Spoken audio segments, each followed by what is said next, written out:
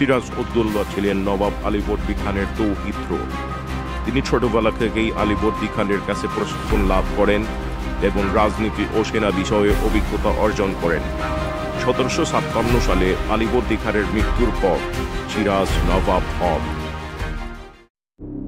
বাংলা, বিহার, উড়িষ্যার নবাব আমির। ইংরেজরা আমার দেশের বুকে বিষ ঢাকছে। কিভাবে তারা এত বড় সাহস পায়? অতপরই স্পর্ধা তাদের। লাই সবকিছুই আমাদের হাতের মুঠো। আসপাহুয়া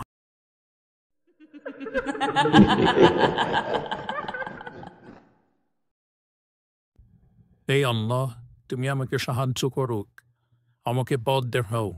বাংলার জনগণকে তুমি সাহায্য করো, বাংলাকে সাহায্য করো। সিরাজ, নিজের সত্যতে আঁকড়ে ধরো, ভয় পেও না তুমি। যুদ্ধ মানে শুধু অস্ত্র নয়, যুদ্ধ হলো চিত্তের শক্তি। তুমি শুধু একা নয়, তোমার পিছনে আছেন আল্লাহ, তোমার দাদা এবং তোমার প্রজারা।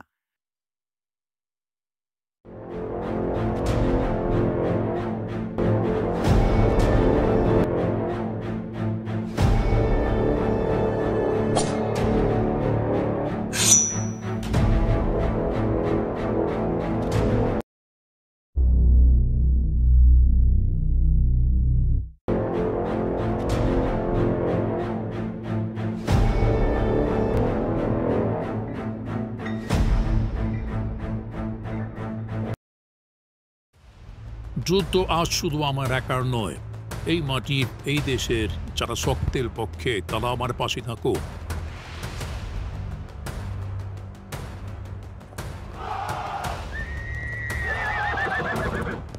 নবাব, মির্জাপুরের বাহিনী কিছু করছে না, তারা দাঁড়িয়ে আছে। মির্জাফর, তুমি শুধু একবার পরাজিত হও নবাব, তারপর দেখো তোমাকে কি করি।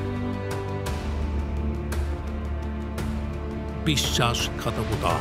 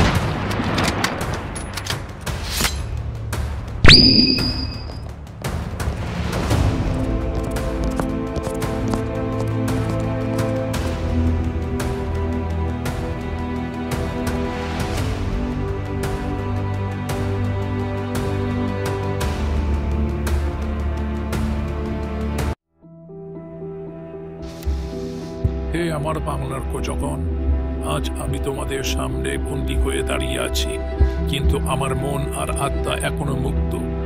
আজ যে দৃশ্য তোমরা দেখছ, সেটি কেবল একজন নবাবের পরাজয় নয়, এটা বিশ্বাসঘাতকতার এক চলন্ত প্রমাণ। মির্জাফরের মতো কাপুরুষদের কারণে আমাদের বাংলার ইজ্জত, স্বাধীনতা আজ একটি কমল। আমি শিকল পড়েছি ঠিকই, কিন্তু তোমরা কখনো আমাদের মনকে পরাধীন হতে নিয়ে রাখবি।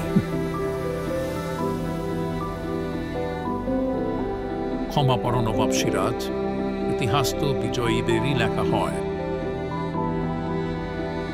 আমি তোকে বলেছি না, আমাদের বিশ্বাস করিস না। মস্কি বেগম, মির্জাফর, ওরা রক্তে বিশ্বাসঘাত।